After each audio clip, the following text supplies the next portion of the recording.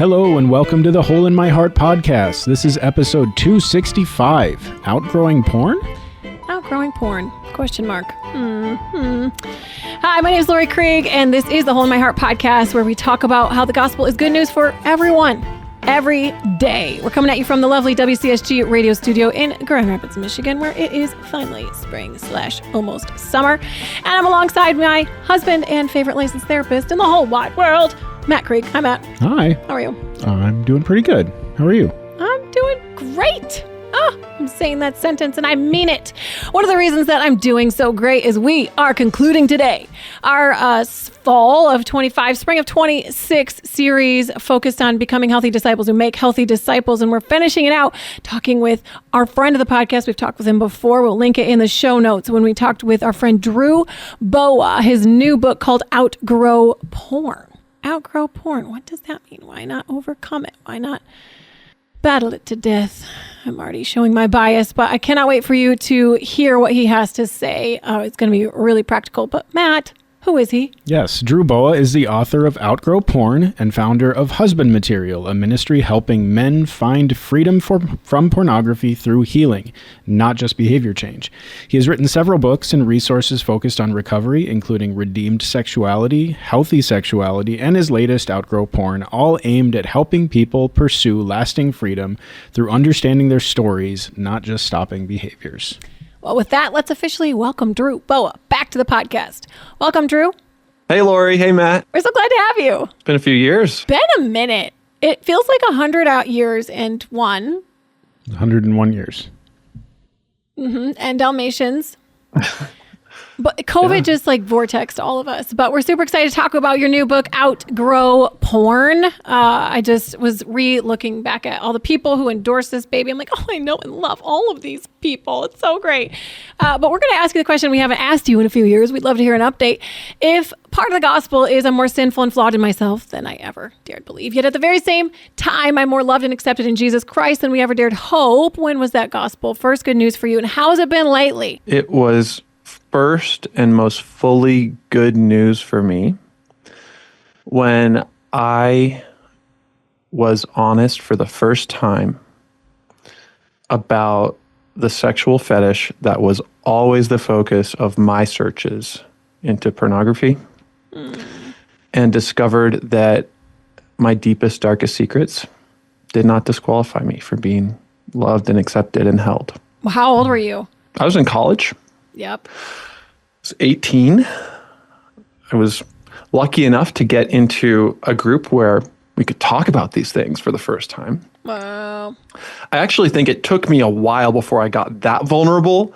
It was like, okay, sharing a little bit more that I've never told anybody, and then a little bit more. And I would say the same is still true for me now, that there are still things that I'm revealing and healing within myself, that it still feels like a risk to go a little bit deeper and maybe a little bit more detailed, and to trust that Jesus and my brothers and sisters are going to catch me. You've recently made a move. You live in Colorado. Last time we chatted with you, you were in Westmont area of California. How's the gospel been good news for you lately, and even where you live? Where I lived in Santa Barbara was great in many ways.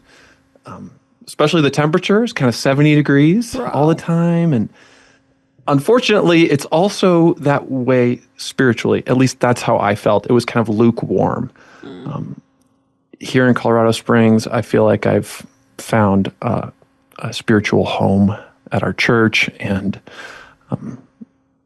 it's been amazing to not be alone in this work. I mean, y'all know this. Yes. When we are on the front lines of sexual brokenness, it really helps to have friends and colleagues who get it. Totally. And for me, that's now happening in person. I love that. Mm-hmm. Yeah. Thank you for sharing. And obviously your history, and just that kind of first good news moment of confession and really feeling the love of the Lord, is probably a seminal part of where the genesis of this book came from for you. And you use the term outgrow porn as opposed to overcome porn. Can you speak into that kind of shift in that language? Yes. It all starts with this fundamental truth that it's not primarily adults who get hooked on porn, it's kids. And so the first chapter of Outgrow Porn says, heal the boy to free the man, or heal the girl to free the woman. So this is something that started at age 3, 6, 9, 12 for people.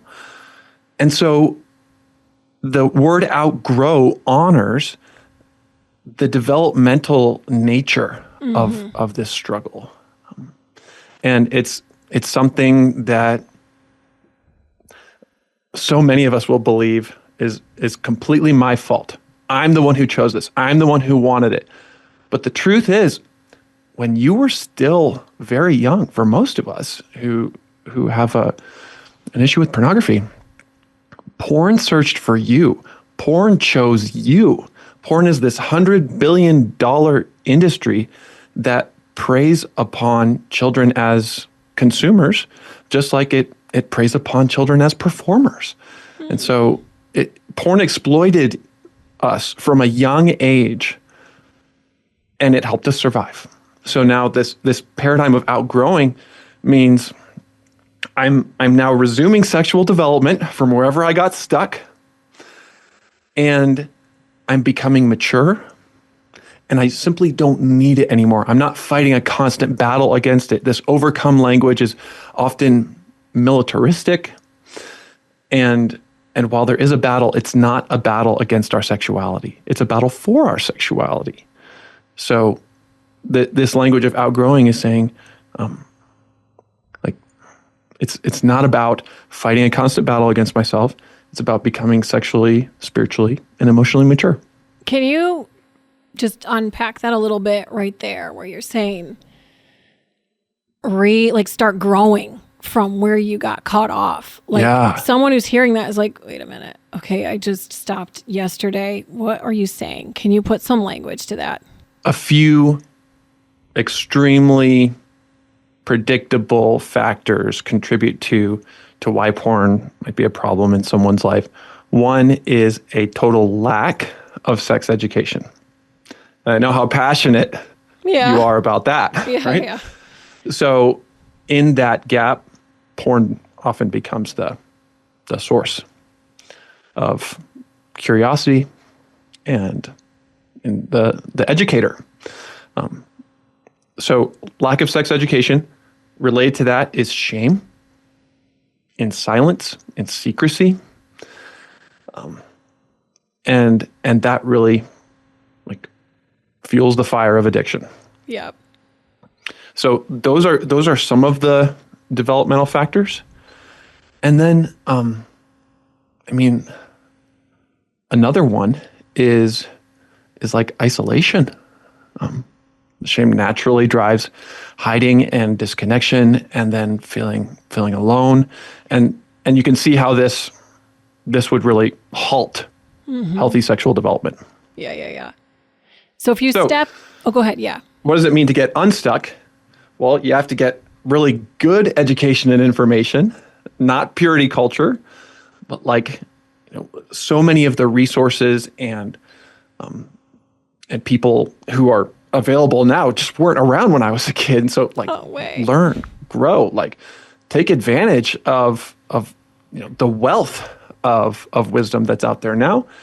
And then learning to process and release shame and connect with other humans, in the middle of our sexual thoughts and feelings that could drive us to porn or elsewhere. I think that's a pretty good picture of what healing looks like. I love that you said you said the phrase when they no longer need it. Mm-hmm. And I've had that exact conversation with multiple clients where they've come in, after maybe fighting for years trying to kind of overcome porn, and they're like, why can't I do this? And oftentimes my response is, you'll be free of it when you realize you no longer need it. Yeah. And one of the things that we spend a lot of time focusing on is that emotional development, because so much of porn use is it's how we learned, especially as men. I'm going to speak a little stereotypically, we didn't get necessarily the emotional education to Yeah. deal with or express the negative emotions, the sorrows, the grief, the uncertainty, the Right. fear. And then it's just all covered over with this escape, Yeah. and then obviously the dopamine and oxytocin, serotonin, all that concoction. Yeah. And so like when you're working with someone, when you're unstucking them, I like that. like you're helping them become unstuck from wherever that development stopped, like how much of the time is focused on things like spiritual and emotional growth versus like just putting up better firewalls? That's a lot of it. I mean, especially in this area of life, for some of us, like the church or spiritual leaders have actually, unfortunately, been part of the problem. How so? And well, for example, just the word just, like if you just read your Bible, love God more, believe the gospel more deeply, if you just do these things, then you will get these results. That could be experienced as spiritual abuse. It can vandalize your view of God if you're doing all of the things, and yet still porn feels so powerful. And that was my story. I was a kid who loved Jesus, who hated porn, but I couldn't stop using it. And even after a year without porn, I went back to it because those fantasies were still lurking in the back of my mind. I didn't understand them, and they still had so much of a magical feeling toward me. It's not like those fantasies have gone away, but they're less magical and more manageable. So I think overly spiritualizing the issue without maybe considering some of the other aspects of it, like emotions, relationships, like neuroscience, trauma, like all of these things are part of the bigger picture. And so it's not just one thing. So that's part of it. I think you're right that a lot of it's emotional. Just like anger is often secondary, and there are other emotions underneath it, like sadness or shame or grief. Like sexual arousal can work the same way, and oftentimes underneath it, there's loneliness, or there's anxiety, or there's all kinds of unprocessed things. And so I have kind of a hot take on this. I think if we were fully able to process our emotions and feelings all of the time, there would be no relapse. I think porn gets its power from unprocessed feelings. Last episode, Matt was like, I think 90% of the people I see in my office who are wrestling with some sort of sexual addiction, he's like 90% of it is they do not know what to do with negative emotions. They've never been taught. Would you agree with that? Or are you like, no, it's a hundo? Is it 90% or 100? I don't know. But I do know that like you're absolutely correct that emotional immaturity is at the core of this. And that's part of why I want to reframe it in terms of outgrowing porn. Like we ain't been taught. Yes. What to do with our feelings. And so part of it's that I don't know what to do with my feelings. I think another part of it is maybe I've learned what to do, and yet I still don't trust it, or I don't want it, or I don't feel it. There's often a disconnect, even if you have learned some emotional regulation skills. When we're triggered and our moral judgment is compromised and our impulse control is inhibited, like that's when I don't feel like processing my emotions at all. Yep. What's the other 10%? Well, I mean, I think 90 was a bit arbitrary. It was just throwing out a vast majority. But what's another reason? So I mean, I think there is just a spiritual reality. I kind of like, who was it? David Powlison wrote a book called Making All Things New. And he talks about kind of these different stages as you're fighting something like pornography or like sexual temptation. And there's like the obvious ones that are more external, the actual engagement with porn. There's the stuff like, Drew, you're talking about, like the archives in the mind, the fantasies that are just there because of what you've seen, and you fight those. And then there's this time where it's like he just says, your sin comes looking for you. And I think it could be like, you know, you're watching an innocuous movie and then boom, all of a sudden there's some unexpected kind of trigger temptation that you can experience. And so like there's some of it that isn't just, you know, emotional regulation. There's also just our sin nature. Our body, our flesh will want what the flesh wants. And if we're not strengthening our spirit, strengthening our emotions, which our emotions are also fallen, like if we're not having that strength in our spiritual life, then it's going to be something that it's like we can get pushed and kind of fall over. But to kind of stick with this emotional piece, one of the big underlying emotions that I feel like I see a lot is the sense that's never named directly is powerlessness. Because a lot of times when people are in that stage where it's like maybe they've learned some of the steps that they can do, it still takes vulnerability to do them. And Laura, you've heard my shtick on assertiveness and like how important it is, that if we are not sharing, if we're being passive to our own emotions, if we're not sharing what we need to share, that's going to develop bitterness or resentment in ourselves, and we tend to withdraw. Vulnerability always feels scary. And if we're not being vulnerable, I don't think we're being assertive. And if someone feels powerless, and just the developmental piece, like this largely happens, like starts in childhood, and children are often very powerless. And so I guess, Drew, from your experience, maybe it's childhood powerlessness and these different, you know, things that happen. Like, how does that shape someone's story, and how can that impact like their present day struggles with something like pornography or fetishism or anything? Yeah. In my story, part of the type of sexual fantasies I would have involved power and domination. And that is directly connected to when I felt most powerless as a boy. So powerlessness can definitely show up in different ways. It can be part of what I just described. It could also just be feeling powerless to stop porn. And in certain 12-step programs, step 1 is to admit that I am powerless. I actually disagree with that. We are not powerless. Yes, we are powerless to do this alone on our own strength, but we also have the power to reach out, to get help, the power to learn, grow, heal. And so I think part of healing and part of lasting freedom from porn is being able to step into our power redemptively. What would you do with someone? Like, I'm just picturing healing the little boy heart, the little girl heart that felt dominated by mom, by dad, by whatever abuse, by just feeling it, just feel like growing up in this crazy world.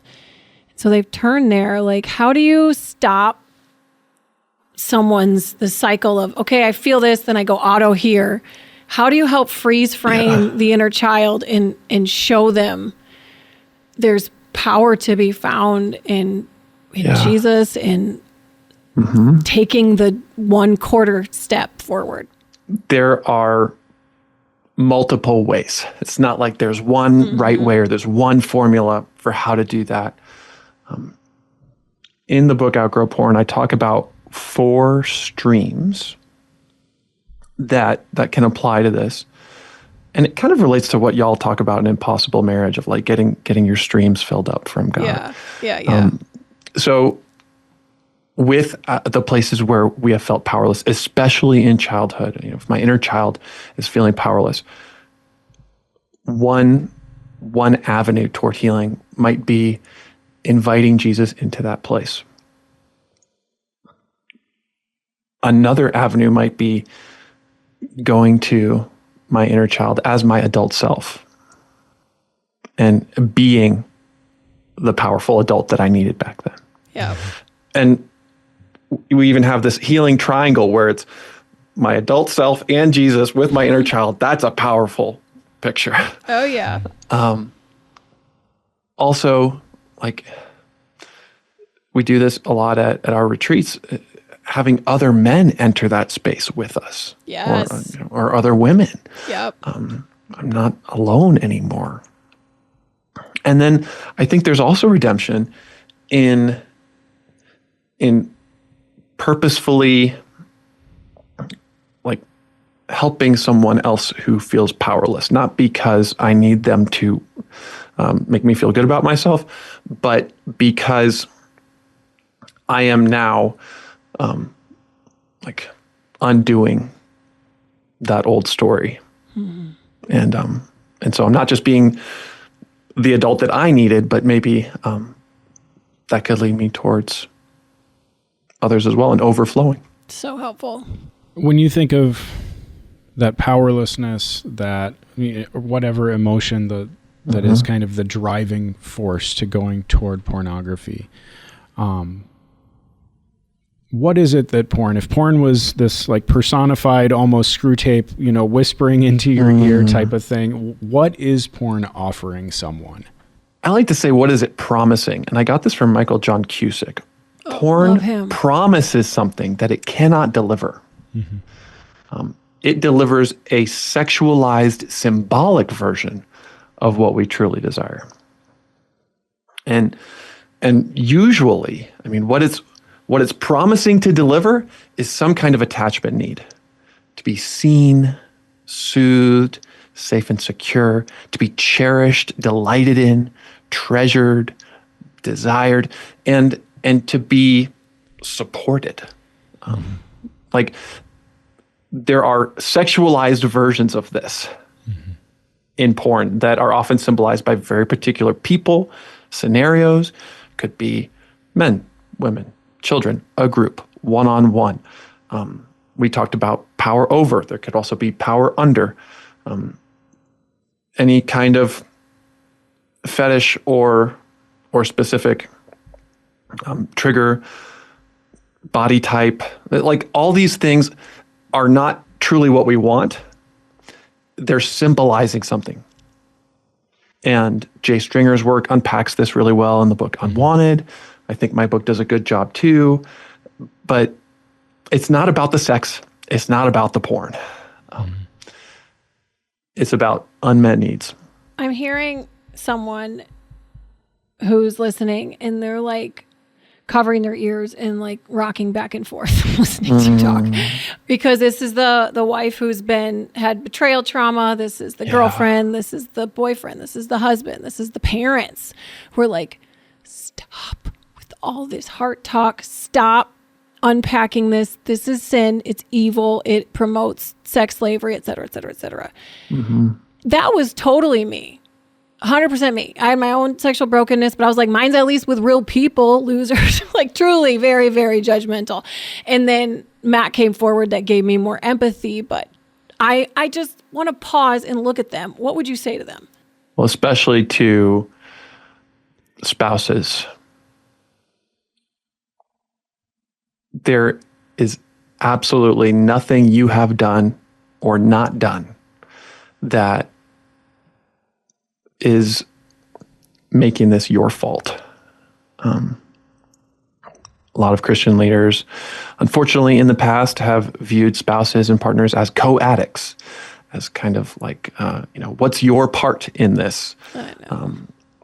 And oftentimes we'll try to force forgiveness, or it's almost like the spouse who just got hit by all the sexual secrets, just got hit by a bus, and now they're being expected to care for the bus driver or have sex with the bus driver to make him less likely to use porn. And there's been a lot of harm done, and so I'm really, really sorry for the way that we collectively, as a field, have not cared enough for spouses, families, partners, and there's nothing that you did to start this. There's nothing you could do to end this, but, or I should say, and the good news is that no matter what your loved one does or doesn't do, if they get lasting freedom from porn or not, you can still heal. It's true. I'm so thankful, like, when Matt came forward, I didn't have any of that noise blaming me. I could have found it. It's like one click away. But I was, like, so thankful that the language that I received was like, nope, you can be mad. Nope, you can be furious. Yep, let's try and leave into love. Nope, that's different than trust. And absolutely, it's not your fault. So I'm so thankful. I still had work to do. Like, it took, I started the forgiveness journey probably 3 days in. It took 2 solid years, I would say. To develop it, to forgive and lean to trust. Yeah, 2 solid years of me having consistent, external visible behaviors that were different than what I was doing before. And I had a list. I was like, this is what I need to see. You had a list. Yeah. I mean, and some of it was like getting rid of access and all that kind of stuff. Right. But then it was also like, I need to see you engaged in spiritual growth and in relationships and friendships and everything, not just by myself in a depressive isolation state. Yeah. And that's not about control. That's about safety. Yeah. Yeah, I mean, it's hard because, like, you said this whole conversation started, like, what do you say to that person who's like, stop talking about it, it's sin, it's sin, it's sin. Yeah. And the truth is, like, yes, it is sin, but it also, like, you don't outgrow sin by just screaming at it, right? And so, like, I can talk about that a little more. The more we attack or avoid or ignore our sin and specific sexual thoughts and feelings, the more power we give to them. Unpack that. What we resist persists. It escalates. It intensifies. And this is part of why the whole militaristic mindset has left many of us frustrated and exhausted after years of trying to quit porn. Because by fighting it, I'm actually fueling it. I'm giving it more energy, and it becomes like a train that's going faster and faster, or a snowball that gets bigger and bigger. If we learn how to be with our feelings, including sexual urges and even fantasies, they come and they don't last longer than 30 minutes, and they leave. The technical term for this is urge surfing. I have some different strategies for how to do it, but essentially, instead of just like being afraid, being with my fear. Instead of just being aroused, being with my arousal. What does it have to teach me? Why is it here? Where is it coming from? And ultimately moving through it, working with it instead of against it, allows these things to get processed. And sometimes they're there for a very good reason. Mom and dad just heard that, or wife or husband just heard that, and they're like, okay, so wait, you're telling my spouse who's addicted to porn to just like hang out with their arousal, and they heard you say, you didn't say it, but they heard you say, and then just watch porn and then it will go away. Like, that's what they heard you say, and sit with it. What do you mean sit with it? Yeah, I'm not saying go focus on the sexual fantasies.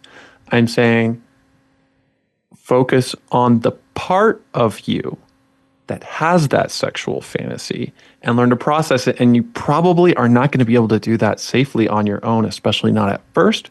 Which is why we need community. Yes. Which is why we have coaches and groups and like safe places where you can face these things safely.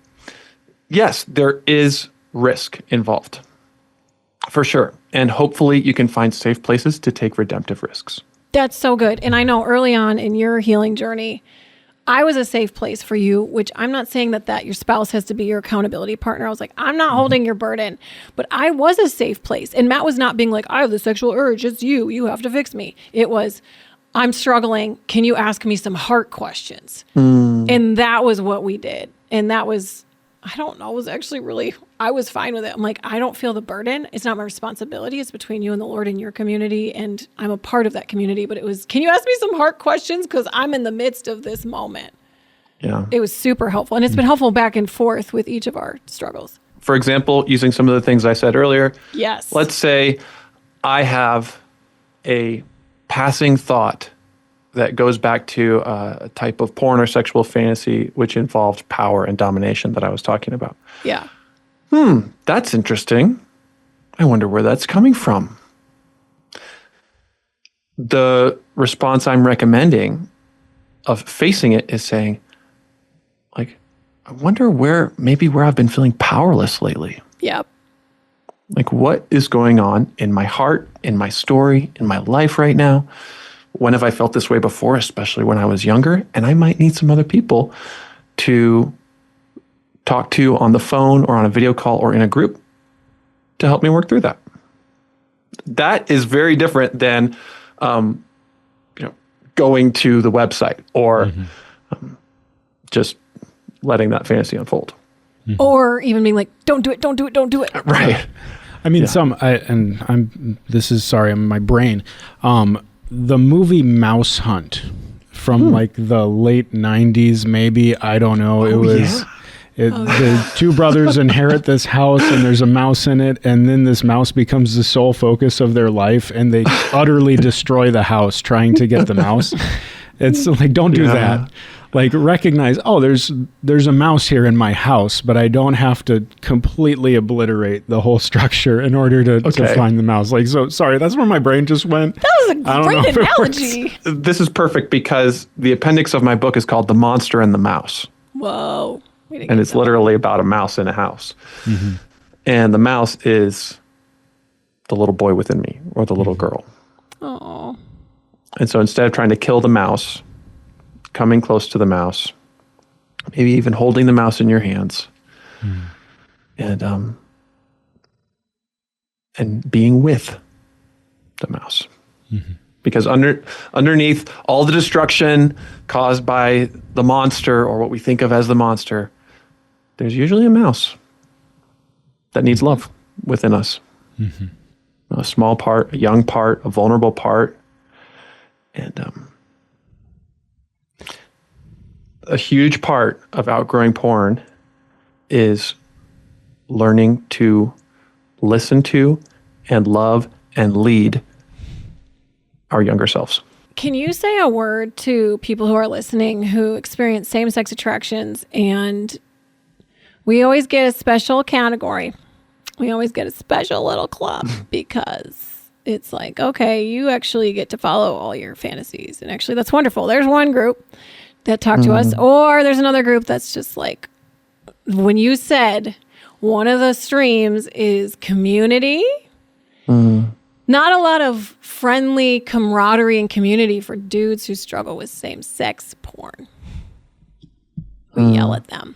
We all caps say to, like, my friend Sam Alberry, who's been on this show, who has fallen, into temptation. The all caps responses to him were like, I knew it. I thought so. And I was like, what in the world? Where's the grace?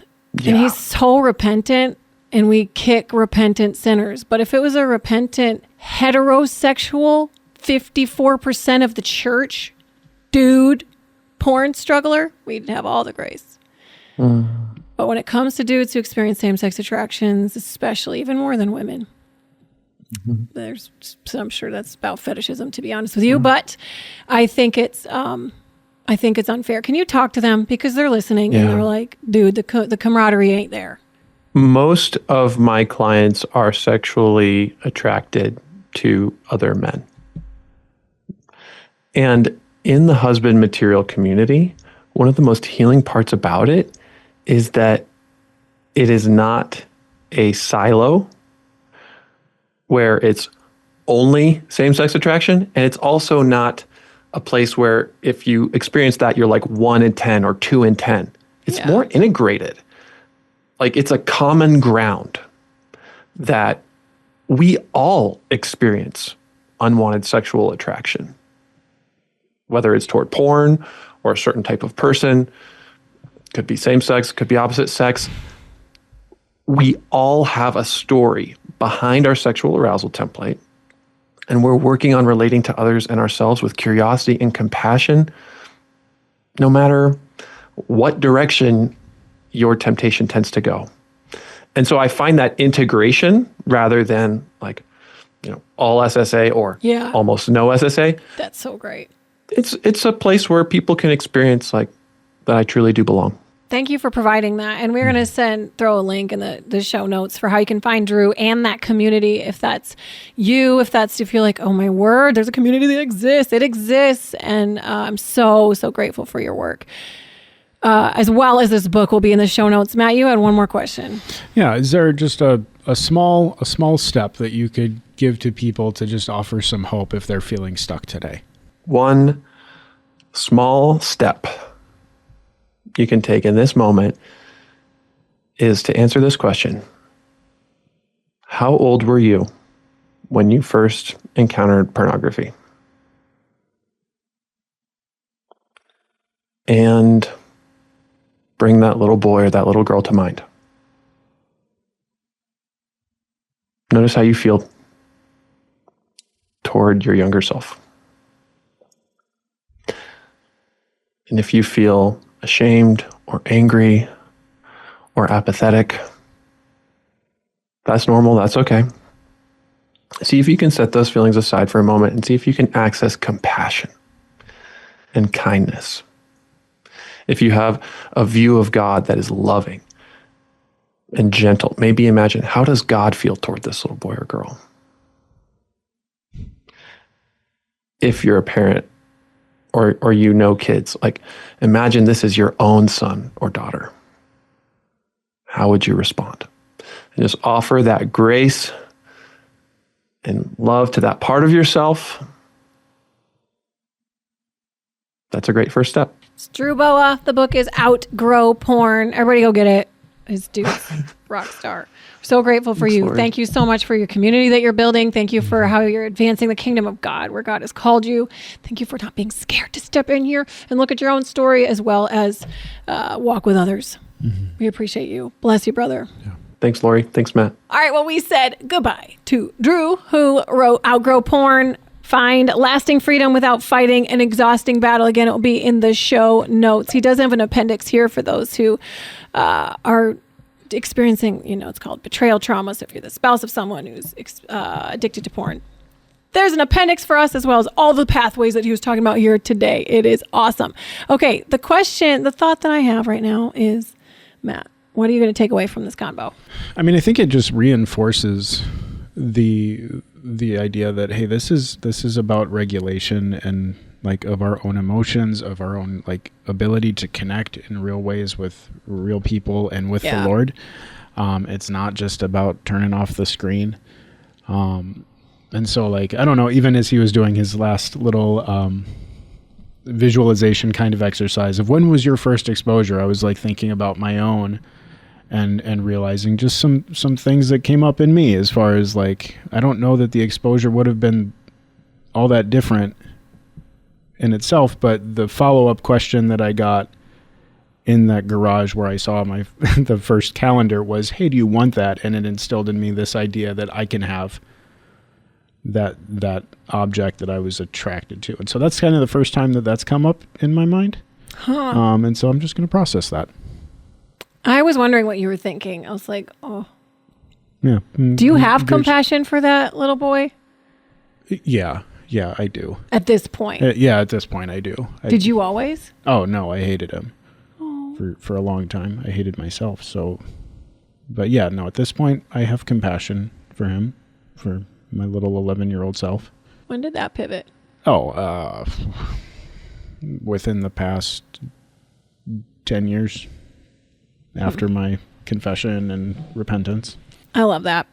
I really liked this conversation. I was really thankful that my own body, I wasn't super activated. Sometimes when we talk about pornography, years ago, I think. In the last few years, it's gotten less activated where I'm not like so reactive. And now I'm like, I see the heart of it. Let's get in there. Let's help people find hope. So I appreciated that.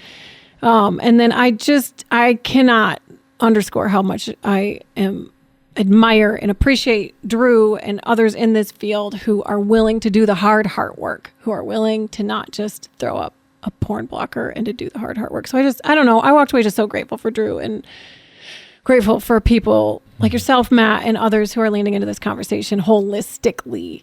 And I want to learn more about how can we help men especially, but to do the emotional work, like the whole curriculum that y'all missed as children.